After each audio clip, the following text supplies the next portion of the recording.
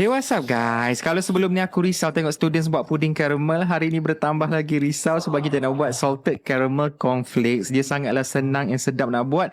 Tolong jangan berasak dapur. Sedapnya. Okay, cara dia senang saja. Korang ambil 2 cawan gula, api jangan besar sangat, lepas tu korang pusing. Pusing Abang Jamil sampailah dia dah mula cair. Tapi kalau masih berketul kat tengah tak apa, korang ambil senduk dah boleh kacau. Sebab time ni dia tak melekat dekat senduk tu lah. Okay, lepas tu kita masukkan 1 cawan whipping cream. Make sure cream tu suhu bilik supaya tak terbakar macam tu. Okay, faham tak? Okay, kacau-kacau lagi. Masa ni dah boleh padamkan api lah.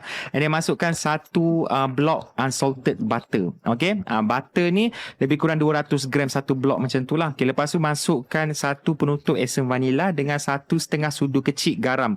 Kalau korang pakai salted butter, garam tu boleh kurangkan sikit kat sini lah. Okay, lepas tu untuk cornflakes ni pula depends. Nak pakai yang nipis boleh, nak pakai yang tebal pun boleh. Cuma yang ni korang kena decide. Kalau korang nak yang extra manis, korang lebihkan caramel, kurangkan cornflakes.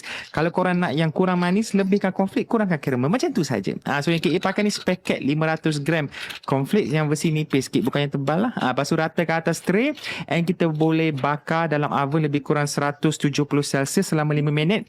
Nak bagi dia lagi kruk-krap sikit, tahan lama lah. Okay, lepas tu je lah. And korang boleh dengar bunyi kruk-krap macam tu. Boleh simpan lah. Bagi dia sejuk dulu tau. Bagi dia betul sejuk baru korang boleh simpan. Jadi sebabkan aku malas nak letak dalam paper cup kecil-kecil macam tu, aku letak dalam balang macam ni je. Kalau budak datang beraya, dek kau ambil je dalam tu dek.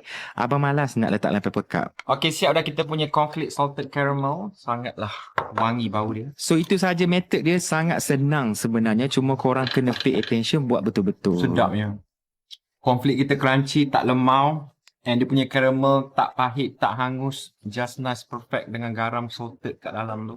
So bolehlah buat untuk kuih raya korang nanti. Selamat mencuba. Tolonglah guys, jangan gagal. Korang dah praktis dengan puding caramel, insyaAllah menjadi yang ni.